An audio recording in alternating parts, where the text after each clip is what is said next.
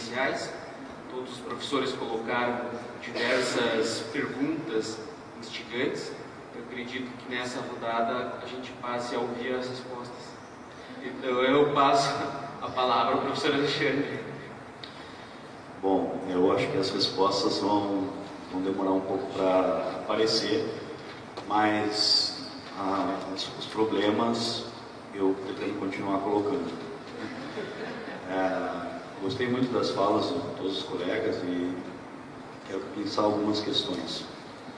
Há uns 2 ou 3 anos, eu não sei se foi 2017 ou 2018, acho que foi 2017, talvez, eu escrevi um pequeno texto no portal J, junto com 2 colegas que trabalharam no acordo da Odebrecht, Rogério Tafarello e João Daniel Rassi.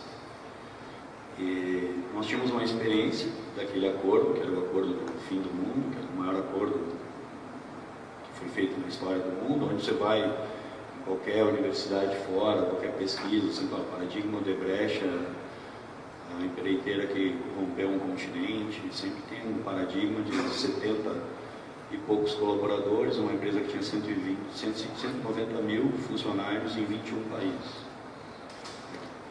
Um ano de negociações em sigilo, dos 76, 7 colaboradores, nós representamos 15, assinamos 12 acordos, foi um ano muito intenso da atividade, aprendendo com a força-tarefa o procedimento, discutindo a regra de como ia se fazer e errando bastante, porque se nós soubéssemos, por exemplo, que nós teríamos tão pouco tempo entre o recebimento da proposta e o aceite da proposta que foi formalizada, nós não teríamos aceitado defender tantas pessoas.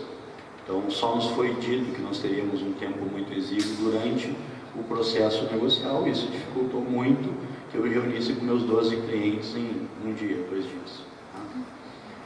Mas a partir desse texto, eu quero trazer 2 questões que eu acho que só vocês que são os interessados, as pessoas que participaram aqui, podem ter consciência.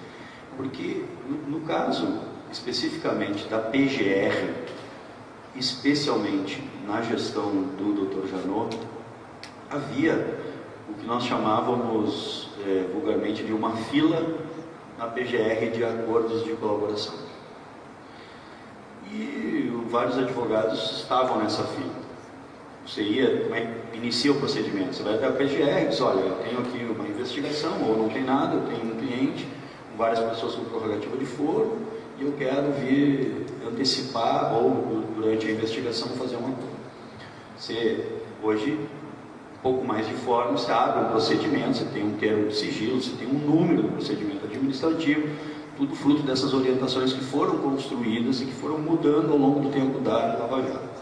Nós pegamos os clausulados do IUCEF, depois das empreiteiras e depois do que está acontecendo hoje, os clausulados sofreram uma substancial incremento, mudança, positivo.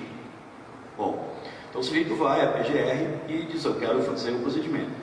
E aí vinham os representantes da PGR e diziam, olha, temos interesse, volte daqui a 30 dias. O sujeito voltava em 30 dias, olha, temos interesse, mas temos outra prioridade, não temos tempo. E você ficava na fila sendo, entre parênteses, cozinhado. E você tinha a impressão de que ele estava usando o teu material para negociar com outras pessoas. Isso é um problema gravíssimo. Nessa condição tem 2 problemas. Primeiro, você não sabe quem está à frente na tua fila e nem quem está atrás na tua fila. E nem se você é o primeiro a chegar, no caso, para fazer a colaboração premial.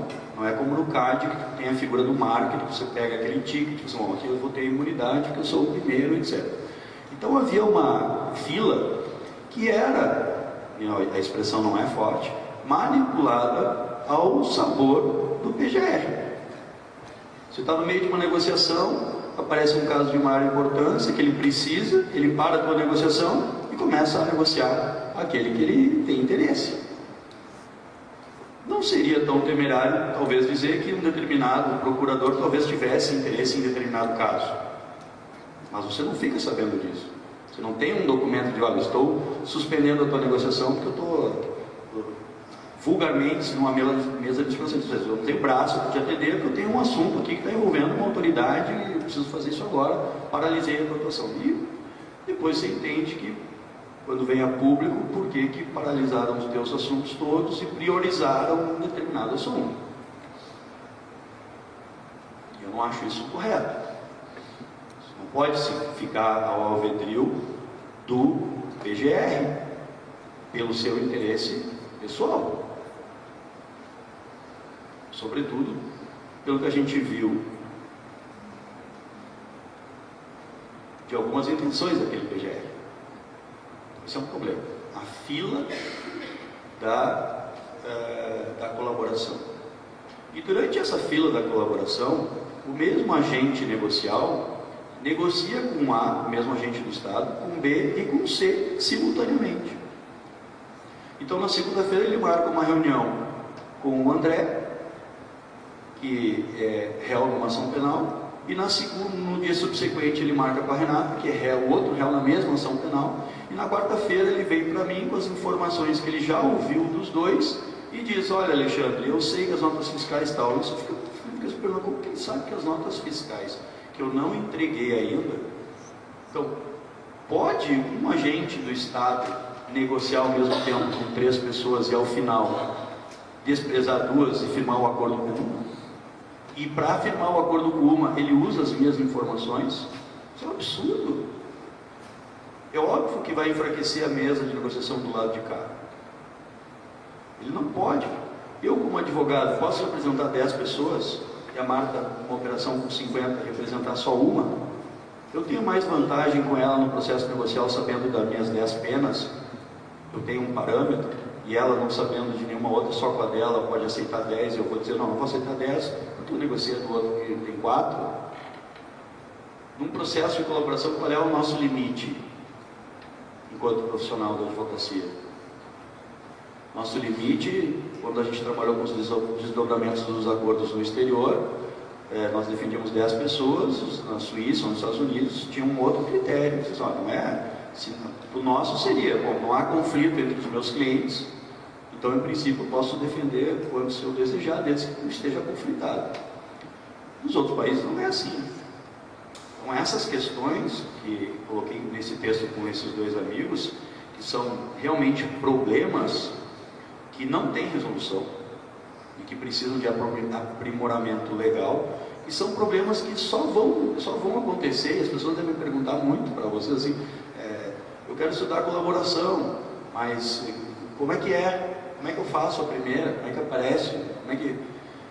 Eu sempre costumo dizer também: olha, minha vida, assim, nós entramos num caso, eu e o Renato, porque nós estávamos no TRF4. Se não tivéssemos no TRF4, nós não tínhamos entrado nos casos que foram necessários. Eu entrei no caso por uma atuação contenciosa de TRF4. E aí surgiram oportunidades e a gente foi aprimorando. Nos últimos anos fizemos outros acordos além daquele primeiro. Mas a nossa realidade era uma realidade assim: eu tinha um advogado que tocava 20 casos. E hoje a gente tem 20 advogados que tocam um caso. É uma advocacia, é uma coisa totalmente diferente. Quando a Janaína fala da memória e da reconstrução, nós nos deparamos com uma realidade, isso deve ter acontecido com vocês também, que é essa outra, vamos dizer assim, esse outro produto que está sendo vendido no mercado jurídico, além do compliance, que é as investigações internas. Ah, mas eu sei que em 1999 eu fui numa reunião na casa do vice-presidente, onde ele disse tal coisa, e eu fui com o motorista fulano. Aí a investigação interna chama o motorista fulano, e o sujeito diz: sim, eu me lembro, fui várias vezes nessa casa, e eu sempre usava o carro da empresa, e eu deixava o carro no estacionamento em frente, e o ticket estava lá. O ticket do estacionamento do dia da reunião, onde houve o acerto da propina, de 10 anos atrás, estava no carro da empresa, ticket do estacionamento com aquela placa, ou seja, no dia que o sujeito contou o fato, tinha um carro da empresa no estacionamento em frente ao local. São dados de corroboração, que ajuda a fortalecer a memória. Agora, isso só vai acontecer com essas grandes empresas que têm estruturas capazes de bancar isso. bancar esses 20 profissionais que levam, que produzem essas investigações internas, que levam isso ao Poder Judiciário, com todo o problema de cadeia de custódia, dos sistemas incubatórios, enfim.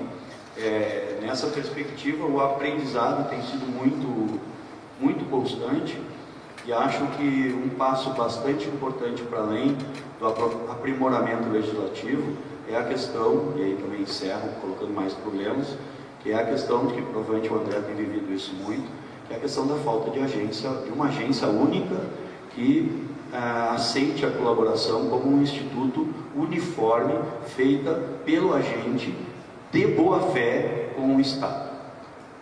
Tem um parecer ainda inédito do professor Miguel Reale Júnior sobre isso, que eu achei assim, espetacular, onde, resumidamente, ele diz: se um colaborador da Justiça tem 20 fatos e ele vai ao primeiro juízo que ele é instado a falar, e nesse juízo ele faz um pacto com o Ministério Público e com o juiz de que ele tem que falar todos os fatos, o juiz deve escutar todos os fatos. Mas eu não tenho a competência aqui no Rio de Janeiro para caso do Rio Grande do Sul, mas a colaboração é única. E a colaboração sendo única e de boa fé, revela esses fatos, o juiz homologa o que é dele, devolve os anexos ao Ministério Público para que tome a providência e transfira para as autoridades persecutórias locais para, 1, aderir àquele acordo, 2, quem não aderido, anulam-se as provas todas produzidas. Isso está sendo construído assim, empiricamente. Isso eu concordo. Eu tenho que ter uma colaboração única. Eu não posso fazer uma empresa de gás que atuou em 80 cidades no Brasil, vou fazer 80 acordos com 80 agentes do Ministério Público. Isso é insano, impossível. Ou vou falar só que lá em Rio Pardo, no Rio Grande do Sul, a empresa fez um acordinho, vou lá e faço um determinado acordo com o Ministério Público local. Mas depois eu fraudei o gás lá também em São José dos Pinhais e eu tenho que fazer um outro acordo. Isso só no plano do direito penal. Agora vamos falar um pouco mais do que a Renata passou. A falta da agência única. Eu acerto o valor da multa, acerto o valor do perdimento do dinheiro poluído, libero o dinheiro que não é poluído, repatrio esse recurso, cumpro todos os requisitos e depois tenho TCU, CAD, AGU, Ministério da Transparente, Ministério Público Estadual de Campos do Goitacazes, que não quer aceitar o meu acordo da PGR, que foi homologado pelo Supremo, que na comarca dele quem manda é ele. Então, é uma insegurança jurídica muito grande para empresas que, volto a dizer, de boa fé, narram fatos para uma visão uniforme de uma sistemática de pagamentos em todo o Brasil e que, além disso, querem voltar à margem de licitude. Eu acho que essa é a grande questão da empresa, quer dizer, voltar à legalidade. Ela operou na ilegalidade, ela voltou. O André vai confirmar isso, e a Marta também, os advogados que têm aqui experiência, o Bruno e tal. Antes nós éramos consultados pela empresa X para defender o empresário Y, ou o colaborador Y. Alexandre, o sujeito só fraudou uma licitação, por favor, defenda ele. A empresa nos contratava para defender o sujeito. Hoje a empresa te contrata, Alexandre, olha isso aqui, vê se ele fez alguma coisa que eu tenho que demiti-lo, porque as minhas regras de conformidade não permite mais que ele vá continuar exercendo a atividade dentro da empresa. Então há uma mudança de paradigma de que a própria empresa começa a ter essas investigações internas, programas de conformidade, acha esses elementos e toma as decisões corretas para poder seguir em frente dentro da margem de legalidade. E eu vejo que isso tem acontecido. São parâmetros das grandes empresas. Qual é o desafio? As empresas sobrevivam. Isso não está acontecendo no caso das construtoras, está acontecendo em outras empresas que fizeram um acordo, etc. Né? Mas especialmente as questões que são mais direcionadas ao poder público, as empresas estão falecendo. Então seriam essas mais as considerações que eu vi também, André, sobre a questão da rescisão. E estou às horas. Vamos fazer mais, talvez. Eu não vou devolver o microfone para o mediador, porque o senhor vai querer falar. Ele foi convidado para mediar, não para falar. Na próxima vez ele não faz a mediação, fica com o palestrante, a gente pode ficar com o mediador e ele fala. Já que uma vez falar. Agora estou segurando o microfone. Bom, vamos lá. Acho que o Alexandre tem. Vou começar pelo fim, vou tentar amarrar tudo o que foi dito, todas as questões. Alexandre, exatamente nós estamos vivendo isso. O problema da agência única. Quando se firma um acordo com PGR, falando nos estados ou nas procuradorias regionais, o acordo é verticalizado, ou seja, é de cima para baixo. Por quê? No nosso caso específico, eu falo que aqui é público. A JBS tem caso que chamam de imunidade. Eu não gosto que ninguém é imune, porque se eu sair daqui e matar alguém fora do anexo, eu não tenho imunidade processual. Eu tenho cláusula de não denúncia para os anexos relatados. São coisas distintas no sistema processual e da previsão legal. Imune ninguém é a nada, embora muita gente use esse nome que eu considero errôneo.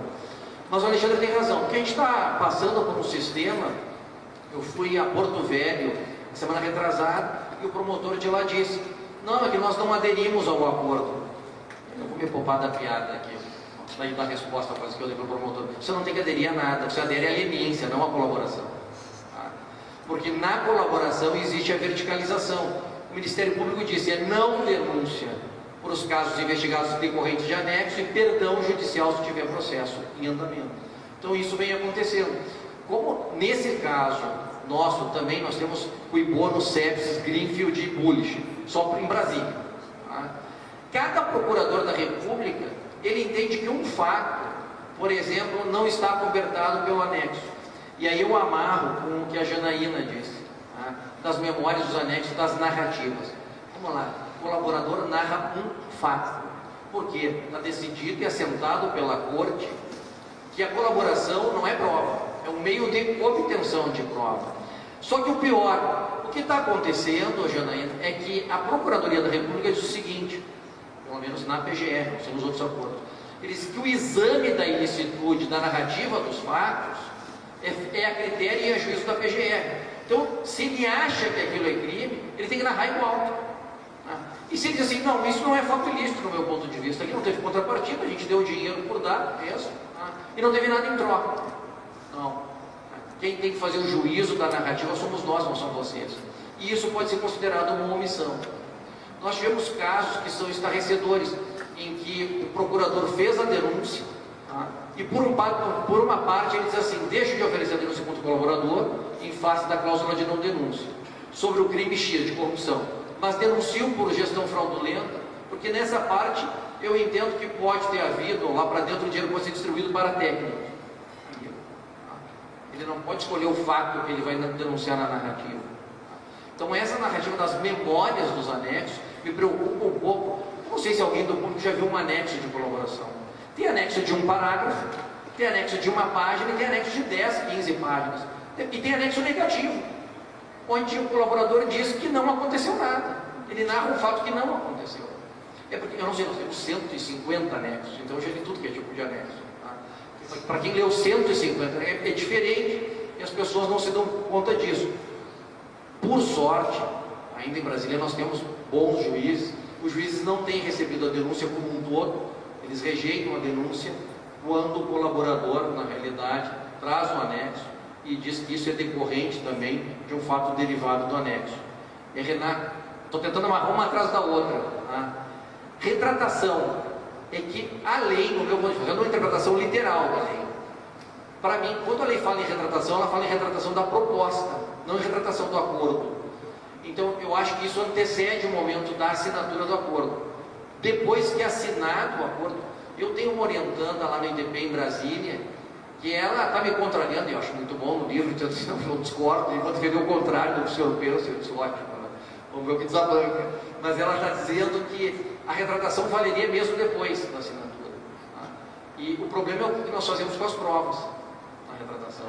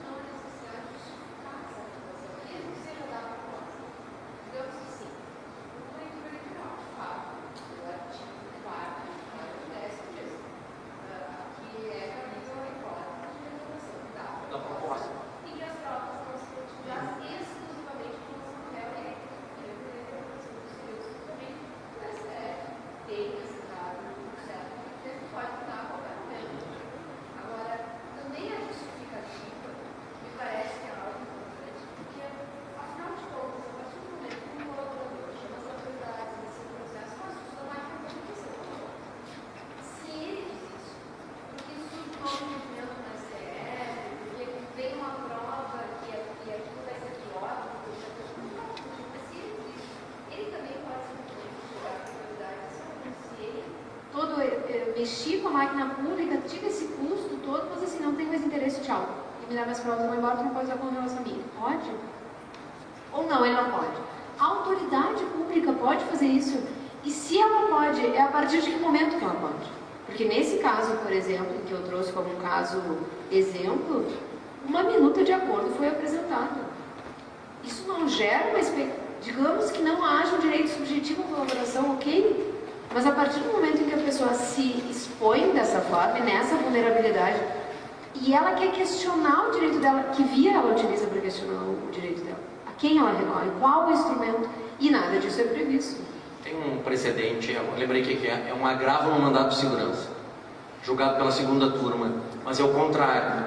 Aqui não é que ele se arrependeu ou se retratou, foi o contrário. O Estado, depois de quase 6 meses de negociação, devolveu ao colaborador o que ele tinha entregue e disse que não tinha mais interesse no acordo. E como aqui não seria caso de habeas corpus, não teria um constrangimento ilegal, enfim, eles entraram no mandado de segurança, me parece que o relator não deu curso e eles agravaram no mandado de segurança e foi para a turma, aí ele levou a turma. E ficou uma questão interessante se o mecanismo de controle seria uma construção similar ao do 28 do CPP em caso de arquivamento. A gente mandaria então para o PGR, ou enfim, depende do órgão que estaria negociando o acordo, para ratificar esse entendimento do não interesse ou designar outra equipe para fazer o acordo de colaboração. Realmente isso também me preocupa, é uma parte que tem que se construir, né? E sobre, emendando ainda na retratação e rescisão. Claro que a rescisão ela vem prevista nas cláusulas do acordo propriamente dito, porque de lá diz assim que o PGR, no caso da Procuradoria, ele poderá, dependendo da omissão ou da falta de lealdade, boa-fé, das reservas mentais, ele poderá propor a repactuação, isso está escrito nas cláusulas, ou a própria rescisão. Só que o que vem acontecendo é o seguinte, pelo menos no nosso caso específico, não posso falar que é pública, a PET 7003, o PGR propôs a rescisão, e o que eu acho engraçado, que isso é uma ironia, eu já disse isso na PGR, não me parece que vocês homologaram o acordo sozinhos, porque para homologar o acordo vocês precisaram do Poder Judiciário, agora vocês rescindem o acordo unilateralmente, e para vocês está rescindido, vocês não têm poder para rescindir o acordo. A rescisão tem que ser homologada também pelo mesmo órgão que homologado. Mas o que eles fazem? Eles deixam de tratar imediatamente o sujeito como colaborador, então ele fica num limbo jurídico. Por sorte, o próprio ministro Fachin corrigiu isso, e ainda, inclusive nos próprios despachos, teve um despacho a semana passada em relação à PET, e ele ainda os denomina e os trata como colaboradores. Mas e a segurança jurídica? O PGE os abandonou. Então, nesse meio tempo tem um limbo. Eu posso oferecer denúncia, e aí vem o segundo problema. Aí ela começou a oferecer denúncias. E nas alegações finais da PGR, olha que questão interessante. Ela disse, não, nós oferecemos denúncia, porque do nosso ponto de vista o acordo está rescindido. Mas então quem está descumprindo o acordo? Agora quem está dando causa à rescisão? Porque lá no acordo, a cláusula de não denúncia na lei, uma vez estipulada, você só pode começar a oferecer a denúncia se a questão da rescisão for homologada. Até então eles têm que continuar cumprindo o acordo. Um outro ponto interessante, e sem dúvida tu tens muito mais para contribuir do que eu até, essa apuração feita internamente na PGR para que seja constatado que houve uma omissão, ela é um procedimento administrativo, certo? Houve um procedimento administrativo, respeitadas ou não garantias, se respeitado ou não contraditório, não sei se houve contraditório dentro desse expediente administrativo, mas que o expediente administrativo foi concluído de que houve a omissão e que, portanto, era caso de rescisão. Mas digamos que a causa fosse dada pela autoridade pública, como se daria essa investigação? O próprio órgão faria a investigação do seu órgão, se houve ou não houve a omissão, ou se houve ou não houve um descumprimento da cláusula do acordo, ou quem faria esse procedimento de investigação administrativa? É o caso do Paraná aqui. Eu ia tratar disso em seguida para amarrar também com esse caso. O ministro Gilmar Mendes, nesse caso aqui, que isso é um acordo, desculpe os paranaenses, mais maluco que existe na face da terra, porque se inicia com o GAECO, é lá de Londrina, com um funcionário público, uma menor de um motel. É um crime sexual, ainda que envolve uma menor e que não tem relevância nenhuma com a lei da organização criminosa, etc. e tal. Mas como tinham crimes fiscais envolvidos, ele firma um acordo com o Ministério Público. O o Ministério Público, por descumprimento de alguma coisa, rescinde o acordo. Tá? E ele representa contra os promotores do GAECO, fortemente, por práticas ilícitas do Ministério Público. Tá? O Ministério Público chama o seguinte: não, você retira as acusações contra os promotores de justiça do GAECO e nós firmamos um segundo acordo. Aí eles firmam o segundo acordo, vai via HC ao Supremo quem fiscaliza. Eles tiveram que chegar para ver os habeas corpus.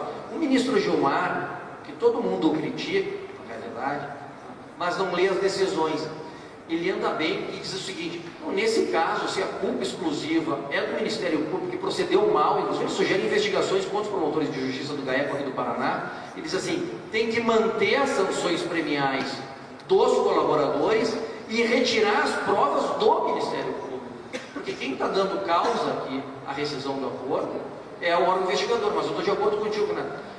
Num primeiro momento, a quem eu recorro lá inicialmente, porque de qualquer sorte, vamos pegar o caso do PGR, competência originária, se o Ministério Público descumpriu no nosso caso, na PET, nós tivemos denúncias oferecidas, tá, no curso da vigência do acordo, que ele não está rescindido e não foi homologada a rescisão. Então eu tenho várias. Só nós temos um caso que é público também, que envolve Marcelo Miller, que o Tribunal Federal da Primeira Região trancou a ação penal. Temos um também no Tribunal Federal da Primeira Região, que envolve advogados, e aqui eu vou deixar de denominá-los, e um procurador da República, também está com denúncia oferecida. Temos denúncia oferecida no caso Bullish, rejeitada pelo juiz. Mas quem está descumprindo o acordo, então? E a quem eu recorro? O Supremo teria coragem de rescindir, na realidade, por culpa exclusiva do Estado, quando firmou o acordo, e se o fizer, perde a prova, a acusação e se mantém as sanções premiais. Essas indagações que vão ser postas, e eu tenho dito, claro, o caso do Odebrecht, talvez em volume de colaboradores é maior do que o nosso, mas o nosso caso com o Linden Case é único.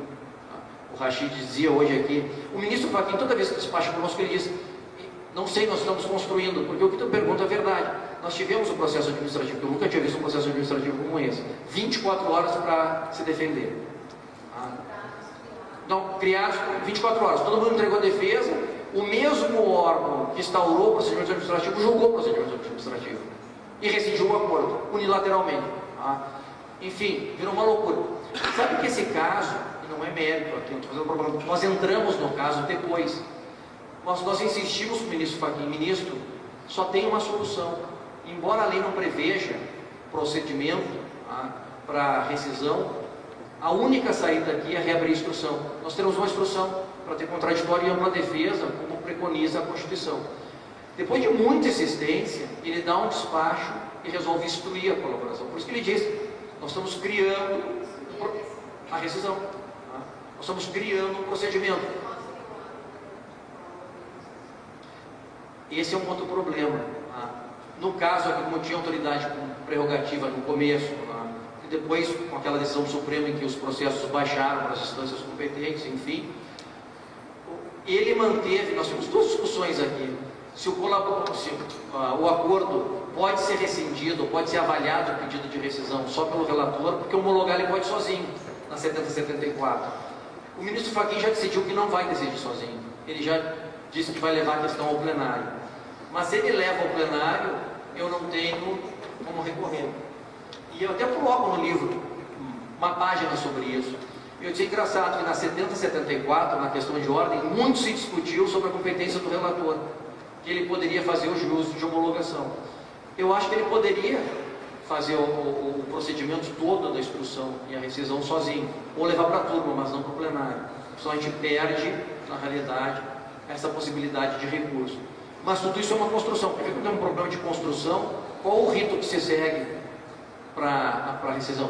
Nós tínhamos dúvidas se era o rito da rescisória ou se era o rito do CPP, porque é um procedimento híbrido. Embora assentado pela Corte, que é um negócio jurídico processual personalíssimo. E aqui eu concordo com o Rachid, discordo em parte com o ministro Gilmar. Isso não envolve terceiros. O terceiro não pode impugnar as cláusulas do acordo, porque aqui é Estado de um lado e colaborador do outro. Sobre essa questão da impugnação pelos terceiros, pela manhã, de forma até surpreendente, né, foi levantada a possibilidade de impugnação por terceiros. No caso do compartilhamento internacional de provas é muito interessante também, porque se nós nos imaginarmos advogados do delatado no exterior e nós pensarmos no cliente nosso, nós somos advogados argentinos, um cliente nosso argentino recebe uma intimação para depor no expediente e que, pegando cópias completas do expediente, se verifica que o início disso foi uma colaboração premiada em outro país a qual nós não temos acesso e que, portanto, não podemos questionar a licitude ou não daquela prova. E imagina também num caso de colaboração, por exemplo, que há a retratação, ou enfim, a rescisão do acordo, e se já existe discussão se essas provas podem ser usadas ou não com relação ao colaborador e a terceiros, imagina quando elas já foram compartilhadas. E o acordo foi rescindido, por exemplo, no país em que foi feito o acordo. Se essas provas no exterior podem ou não podem ser usadas contra o próprio colaborador ou contra terceiros. Então, são muitas as lacunas, né? São infindáveis. E eu realmente, até em razão desse texto, que é um texto muito pequeno na obra, em homenagem ao Alexandre, e que responde uma dessas 12 perguntas do artigo que ele fez menção do Jota, ou tenta desenvolver, não foi fácil encontrar doutrina sobre a questão da rescisão e da retratação. A jurisprudência acaba trazendo mais parâmetros do que são desenvolvidos na doutrina. E nós temos que nos preocupar também com isso, porque quanto mais acordos surgirem, mais situações de rescisão e retratação haverão. Né? O ministro Alexandre de Moraes lateralmente toca nessa questão na 7074, quando ele vai falar da homologação e da vinculação da homologação com os prêmios. Ele acaba dizendo o seguinte, que o único caso para ele de não entrega de prêmios, ele diz assim, isso está entre aspas, né, no voto dele, ele diz que o acordo e a homologação dele não faz uma super coisa julgada. Ele coloca entre aspas, ele diz assim, porque se eu tiver um vício lá na formação do acordo, uma coação, eu teria a anulação, não a rescisão do acordo. Então seriam questões postas de forma diferente. Mas fora isso, tu tens razão, não tem uma construção. Eu vou devolver a palavra, senão só nós dois vamos ficar falando, né? Monopolizamos o microfone. Fora as outras questões que eu tenho, uma questão que teria que ler também, e todo mundo deveria ler o acordo da ADIM, eu acho que é 5508, da Polícia Federal, foi publicado ontem o acordo. Tá? O pessoal deveria dar uma lida, porque é a ADIM na realidade, está publicado o acordo. Que o Supremo acabou dizendo que a polícia pode fazer o acordo, até tinha um delegado hoje de manhã, só que tem que ler o que está posto no acordo, porque ao fim e ao cabo necessita passar pelo Ministério Público. Não tem toda essa autonomia, porque qual é a vinculação em algumas coisas, até os ministros deixam bem claro que a polícia sequer tem condições de propor. Mas enfim, vamos devolver para ti. Eu não vou devolver, eu devolver para os ministros, tu vai falar e tu não pode falar. Mas eu preciso mediar. Eu senti que eu não estou nem falando nem mediando.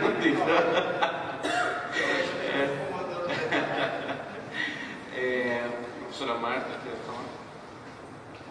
Vou fazer um gancho aqui com o que o Derlich falou sobre a necessidade de uma autoridade única, ou a expressão que se usa bastante também, de ter um guichê único.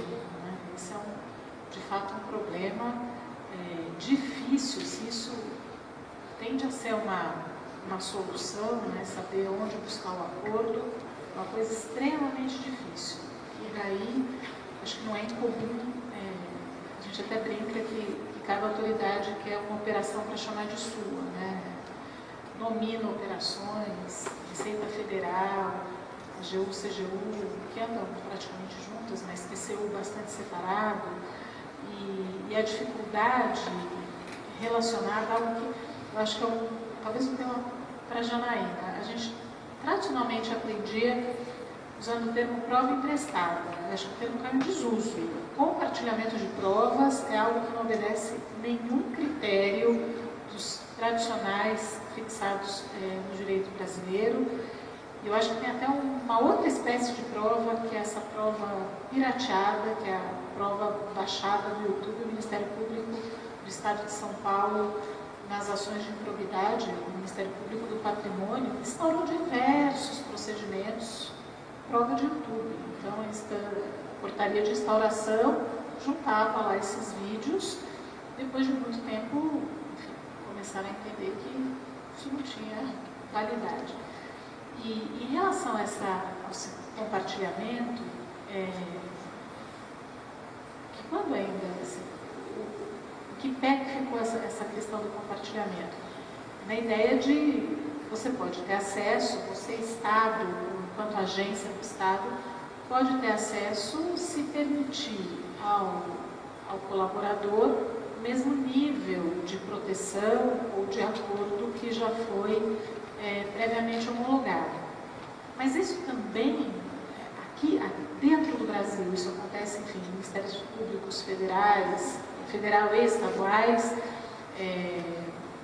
instâncias como a AGU, CGU, mas também Receita Federal. E a Receita foi algo de muitas idas e vindas aqui de Curitiba, do juízo da 13ª Vara.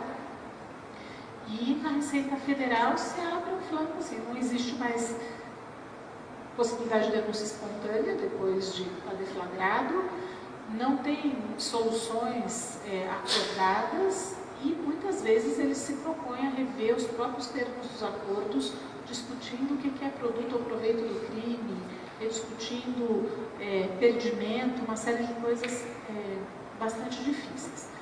Então, a minha experiência, muito mais na minha atividade acadêmica, mas a minha experiência tem mostrado que o acordo de colaboração, ao invés de ser um ponto de chegada, muitas vezes ele é uma nova instância de partida. Você começa a ter outros problemas, que não eram os problemas anteriores, são problemas novos a partir dali, disso que deveria ser talvez uma solução, a expectativa de solução. Outra questão relativa ao compartilhamento é com autoridades estrangeiras, né? O nível de insegurança em relação a isso é tremendo. E eu tenho uma situação bastante específica que eu aprendi com a Kelly, depois com Canais, que foi pedido de cooperação jurídica internacional, que veio, passou direto, chegou no juiz.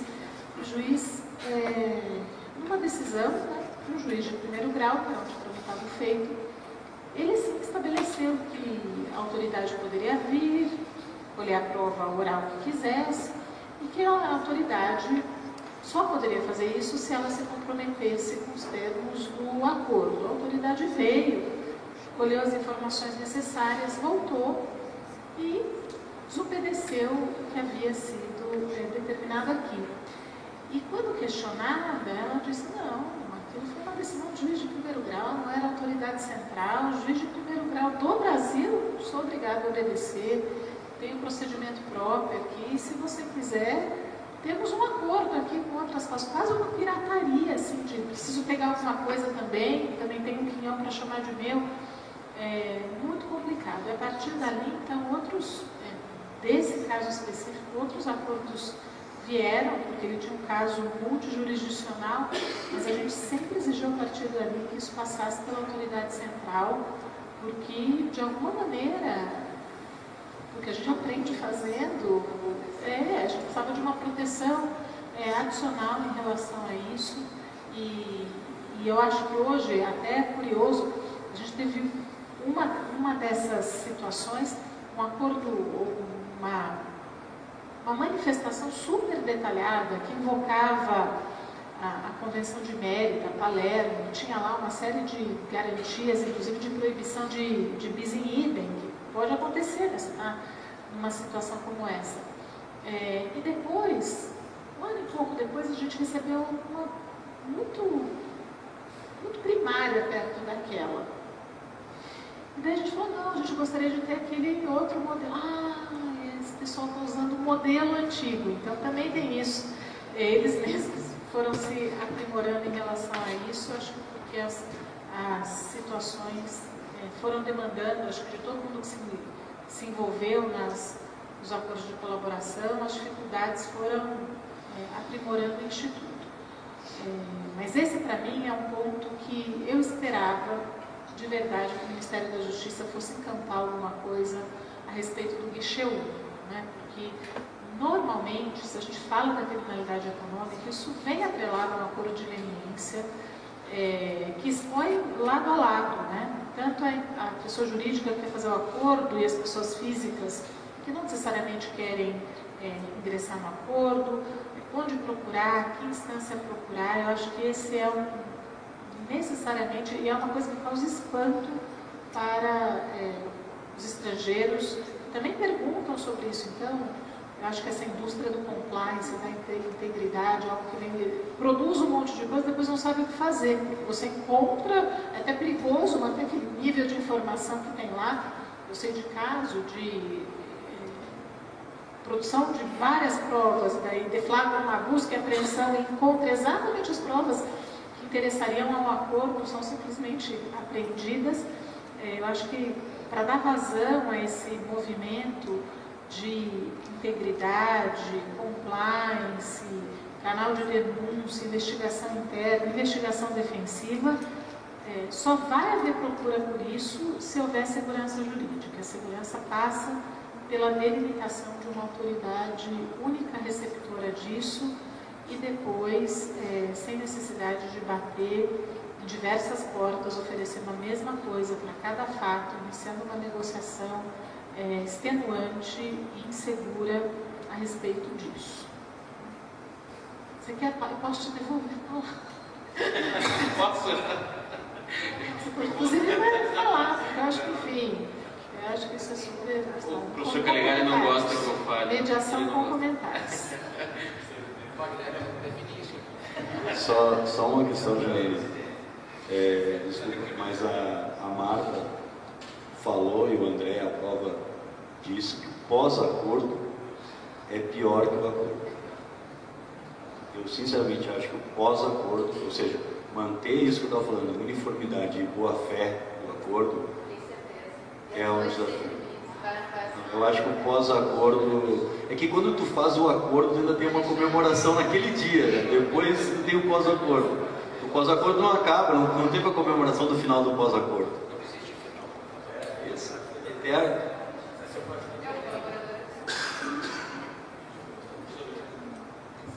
Sabe que o professor Calegari lembra muito a minha banca. Eu tive a alegria de tê-lo na minha banca, lá na PUC do Rio Grande do Sul, e lá, tal como cá, eu aprendi muito e levei alguns puxões de orelha. Então, o melhor é eu ficar quieto e passar a palavra para a professora Janaína, por favor.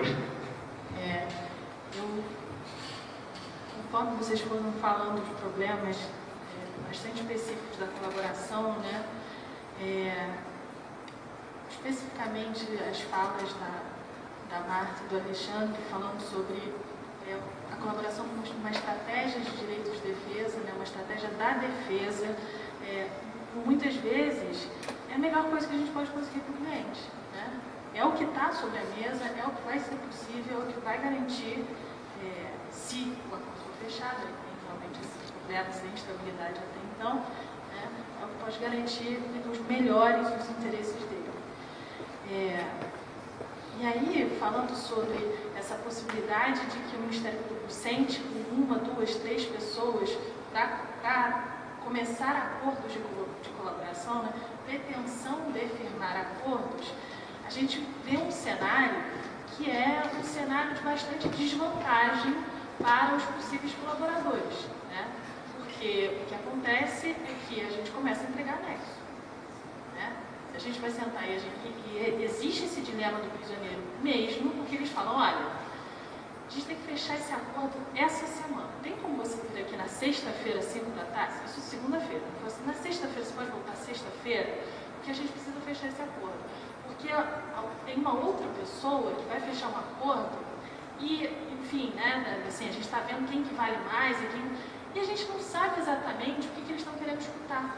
Naqueles anexos todos. A gente começa a entregar anexo e a gente fala assim, não tem mais sobre isso aqui. Não, mas o quê? Né? Assim, a realidade, o objetivo é algo ilimitado, porque do ponto de vista de critérios jurídicos do que é relevante, né, não sei, justamente o critério da legalidade, quem vai colocar é o Ministério Público. Então pode ser que eu, parte, não esteja mencionando algo que não me parece relevante.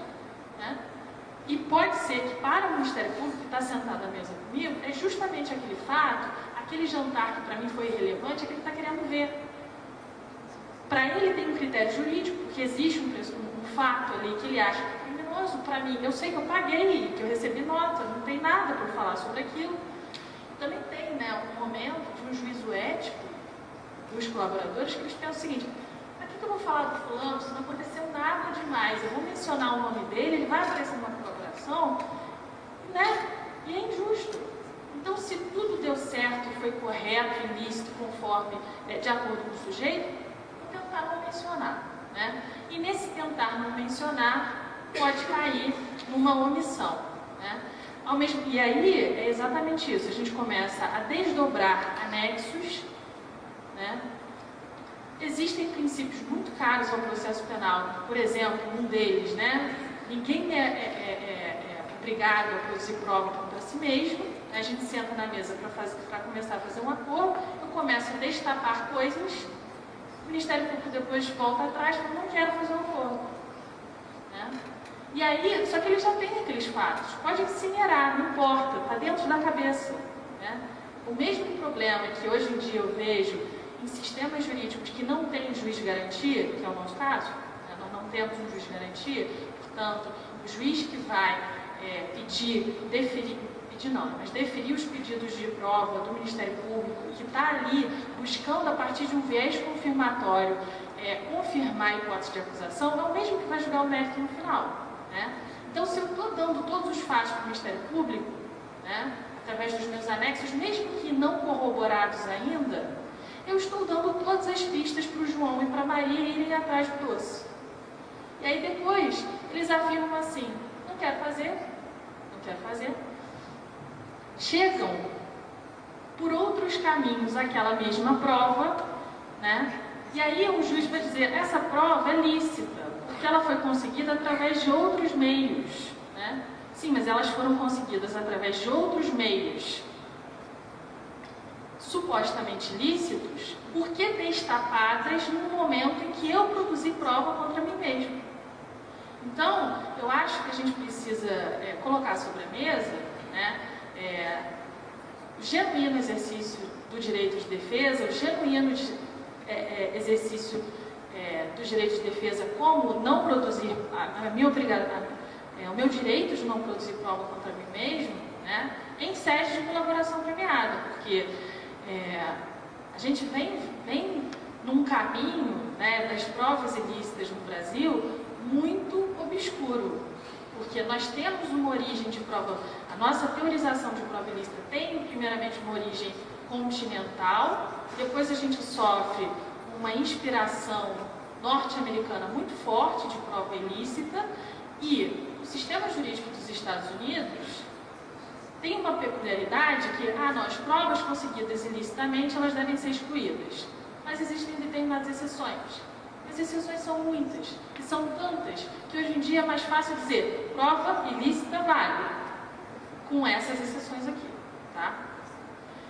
E uma das exceções é justamente uma contrafática. Essas mesmas provas que são ilícitas seriam conseguidas de forma lícita depois, pelo juiz competente, pelo Ministério Público fazendo uso das suas atribuições investigativas competentes, acusatórias competentes, ilícitas, né? Então, justamente esse quebra-cabeça, esse jogo de palavras cruzadas. A Susan Haack, que é uma epistemóloga muito famosa, ela tem uma metáfora, né, para falar da atividade probatória processual, que é um jogo de palavras cruzadas, né? A gente vai completando essas palavras, e ao completar palavras menores, a junção dessas palavras nos ajuda a completar a palavra maior, que é essa hipótese da acusação, né? E justamente esses relatos que são colocados em pluralidade, no momento em que o Ministério Público senta com mais de um possível colaborador, faz com que a acusação possa chegar à palavra maior, né, da hipótese acusatória, sem ter movido de forma legítima, de forma lícita, né, as suas armas para satisfazer o ônus probatório. Porque ela fez com que cada colaborador, em potencial, produzisse prova contra si mesmo e desse de bandeja os doces que só deveriam ser conseguidos no final do processo, à medida de que o exercício do ônus probatório da acusação tivesse sido genuinamente satisfeito. Então, eu acho que a gente precisa começar a limitar, realmente, a restringir, a pensar no procedimento probatório, né? Pensar a corroboração como estratégia de defesa e limitar o que o Ministério Público pode, a partir das provas que são conseguidas em colaboração, né? Porque simplesmente dizer que vai incinerar e que vai devolver os artigos, os anexos, não é suficiente. Devolver anexo não tira o aspecto psicológico, mental, todo o conhecimento acumulado, né, nas reuniões, final de sexta-feira de expediente, que os advogados temos com eles e que eles, eu não sei se eles não gravam, ficam lá os celulares em volta da gente, né? Então, a gente está ajudando eles, né? E, como foi dito aqui, muitas vezes não existe nenhuma garantia de que, no final das contas, as sanções positivas para os nossos clientes vão ser cumpridas, vão ser respeitadas. Então, acho que a gente tem que mesmo limitar as provas, restringir que tipo de inferências probatórias podem ser realizadas a partir de fatos que são revelados em contexto de colaboração. Acho que é isso e juntaria mais ou menos. E aí, só comentando uma última coisa que a Renata falou, né, que ela falou, eu falava que eu era favorável à colaboração premiada, mesmo quando era feio falar, né? Eu acho que a colaboração premiada, se ela for mal utilizada, né, e a gente ainda está num momento que, como existe muita lacuna e muita omissão, ela ainda pode ser usada, do ponto de vista técnico, negativamente, em desrespeito às garantias. O cenário de uma colaboração premiada não regulado é um cenário que promove o que a gente chama de fishing expedition, né? De pescaria probatória, porque a gente não sabe o que eles querem. Claro, pescaria probatória a gente fala muito mais em mandados de apreensão genérico, né? Agora, se a gente abre todos esses anexos, a gente não sabe exatamente o que eles querem, e eles podem pescar exatamente aquelas pessoas que eles querem investigar com mais afinco, né? Eu estou trazendo vários crimes, mas esse aqui não me interessa, esse aqui não me interessa, deveria interessar, né? E eles, muitas vezes, o órgão acusatório vincula o acordo a que se fale mais em determinados anexos. Olha, isso aqui você precisava desenvolver um pouco, não tem nada para falar, eu não lembro de mais nada, né? Então, assim, do ponto de vista teórico, eu tenho várias reservas, mas do ponto de vista, assim, quando eu estou sentada na mesa, eu não falo para o meu cliente, porque vai ter que falar mais disso aqui, vamos lembrar, né? E é difícil, porque, de fato, a memória tem limites, né? E a memória tem limites e é importante usar, se se trata de cliente que tem possibilidade de corroborar, ainda que indiretamente, né? Porque os fatos diretos podem não ser provados, porque não tinha testemunha daquele acordo que se fez, de corrupção, enfim, tem um ticket, tem que... Agora, é um trabalho de investigação defensiva cansativo, né? Cansativo que requer muito esforço de todos, né? Imagina você conseguir um ticket de um encontro que você teve há 5, 10 anos atrás. As pessoas não lembram o nome dos motoristas, né? Então, é bastante difícil, mas é um desafio que a gente tem que tentar, enfim, conseguir respostas. Obrigado, professor. Antes de passar para as considerações finais, Renato quer falar comigo. Falou bastante.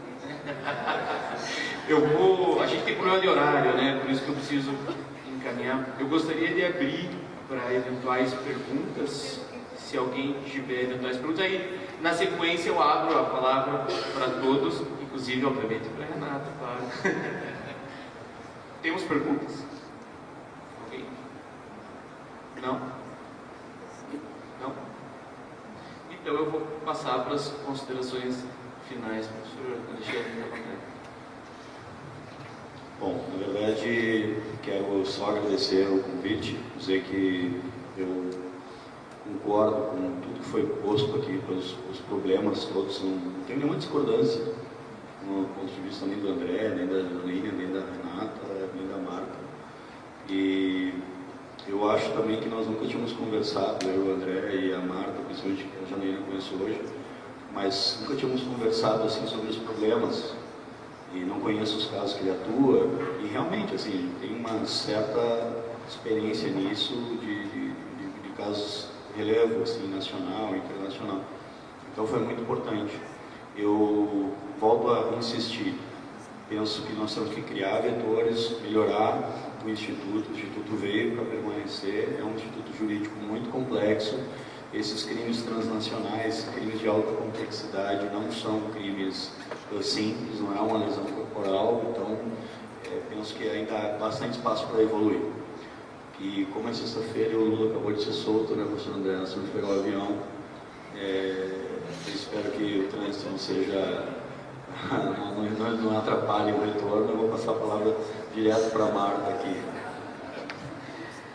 Bom, eu também queria agradecer de novo a oportunidade. Eu também acho que é importante, depois de um tempo, né, a gente conversa muito de problemas muito pontuais, né?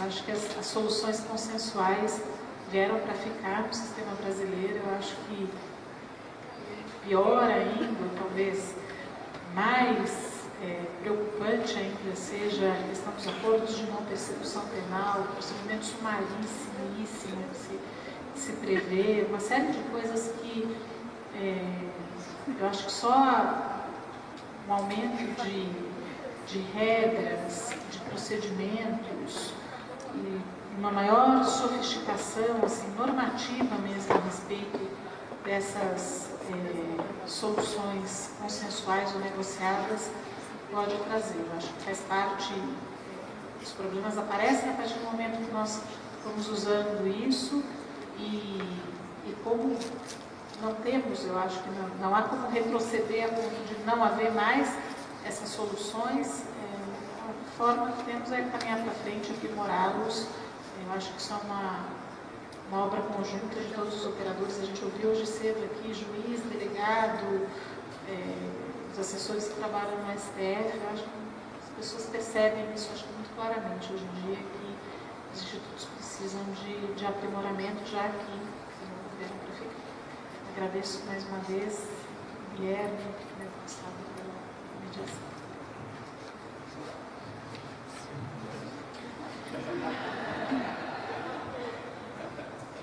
Bom, com essa admoestação feminina, eu vou me restringir, né, Alexandre, a acompanhar o relator.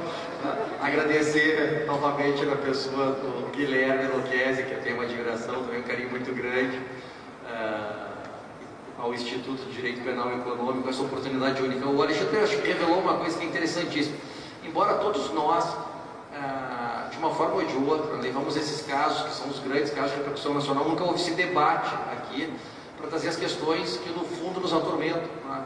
Que firmar o acordo, Renato, eu concordo, na hora de fazer a decisão, eu posso dizer lá pelo caso que eu estou, e eles disseram que tiveram dias difíceis para tomar a decisão. Tá? Porque, enfim, você entrega até amigos e tem que selecionar e não tem que ter reservas mentais, enfim. Mas eu vou concordar mais com a tese do Alexandre. Eu acho que depois a vida não tem mais fim.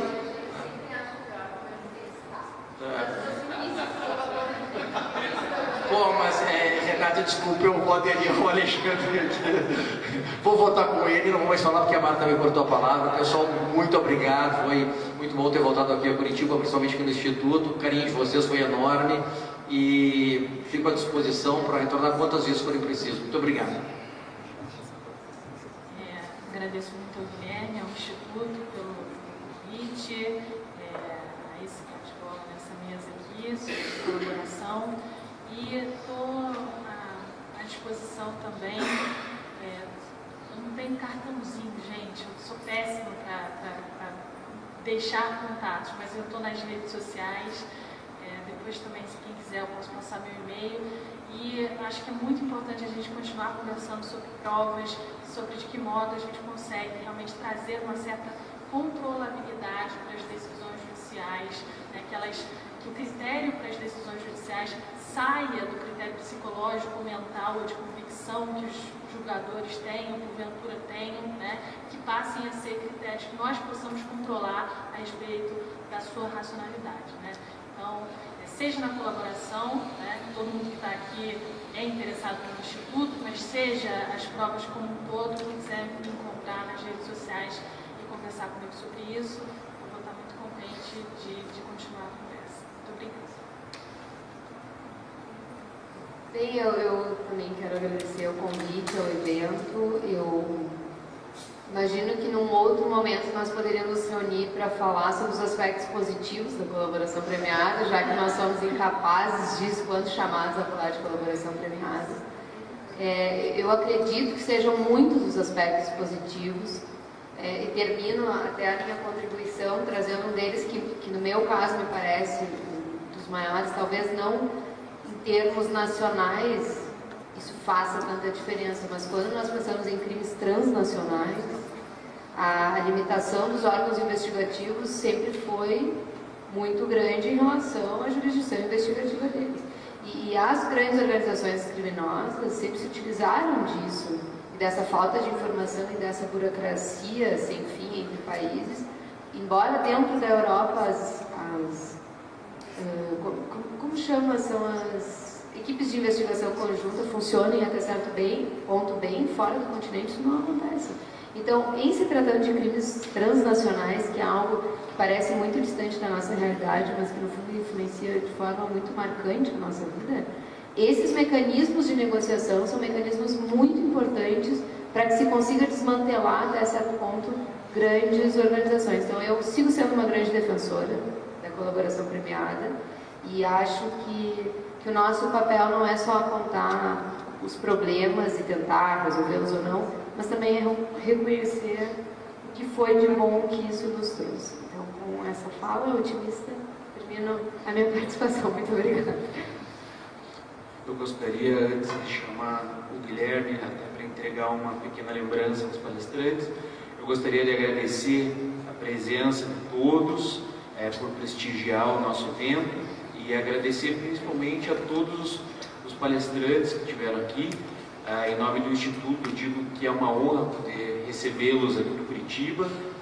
A proposta do Instituto é exatamente essa, ou seja, promover eventos não tão grandes no sentido de estrutura, mas que possam promover um debate real em temas polêmicos. Nós começamos isso num evento alguns anos atrás sobre lavagem de dinheiro. O Sr. Calegari, salvo engano, esteve presente no debate ali no Teatro do Paiol, e inspirados naquele evento resolvemos manter essa tradição, que acho que é positiva para as ciências criminais, para o direito penal e econômico, talvez mais produtivo do que se cada um falasse durante uma hora, uma fala pronta, e que muitas vezes não propicia esse debate. Então, o meu mais sincero e profundo agradecimento a todos.